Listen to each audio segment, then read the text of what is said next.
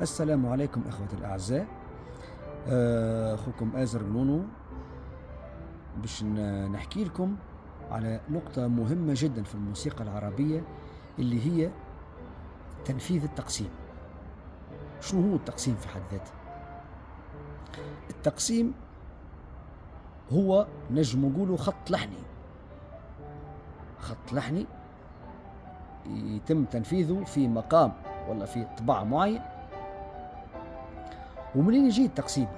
منين نكتسبوه التقسيم؟ نكتسبوه من خبرتنا، نكتسبوه من المعارف اللي تلقيناها، طبعا باستماعنا للموشحات وللأغاني وللتقاسيم إلى آخره. من ايش يتكون التقسيم؟ فما شكون يقول اللي التقسيم يتكون من 3 حركات، وفما شكون يقول من 4 حركات، لكن الأصح والمنطق يقول من 4 حركات. ليش؟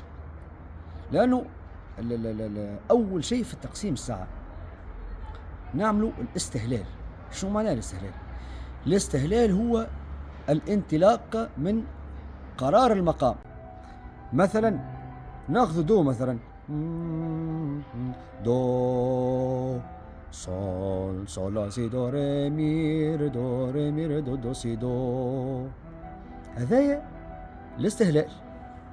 طبعا وضع المستمع معناه أن باش معناه الجمل هذه في الرصد، هذايا الاستهلال. بعد الاستهلال الانطلاق من جنس الجذع، دو ري مي فا صول فا مي صول، يعني جنس الجذع هو الجنس الرئيسي متاع المقام. إذن بعد الجنس الجذع هني معناها تكون ملامسة جنس الفرع.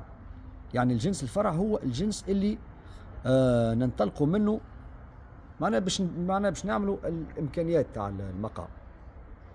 الحركة الثالثة اللي هي جواب المقام، دو سي لا صول لا سي دو ري مي ري دو سي دو، عملنا الجواب. بعد ننزلوا مثلا نقولوا احنا نزول الرصد العادي، احنا تو بدنا بالرصد، انا خذينا الرصد نموذجا، ننزلوا نزول الرصد العادي بالنهاوند نواه مثلا، ونقفلوا رصد. النقطة الرابعة طبعا قلنا الاستهلال، وقلنا الانطلاق من جنس الجذع مع ملامسة جنس الفرع، وعملنا الجوابات. هني الإمكانية الأخيرة هي استعراض الإمكانيات. طبعا بعد ما مثلا نبينوا خاصيات المقام في التقسيم، نمشوا للإمكانيات. مثلا دو سي لا صول فا مي ري مي دو، دو ري مي فا صول لا سي لا صول فا صول. هني رصصناك نقوموا بجملنا في الحجاز. بعد ليك نعملوا دو سي لا صول فا مي ري مي دو ري مي فا صول لا سي دو سي لا صول فا صول، نعملوا بياتي. نجموا نعملوا كردي زاد، دو سي لا سي دو ري دو سي لا صول. هذه تسمى معناها رصد بشاير. بعد ما عملنا الامكانيات هذه لازم ننبهوا في القفله، دو سي لا صول فا مي ري دو سي لا صول لا سي دو، دو سي لا صول فا مي ري دو ري مي صول فا مي فا مي ري مي ري دو مي ري مي فا مي ري دو. هذا اجمالا شو نجم نقولوا في حركات التقسيم. لكن هنا نجم نزيدوا نقطة أخرى، اللي فما نوعين من الانتقال. فما انتقال داخلي وانتقال خارجي.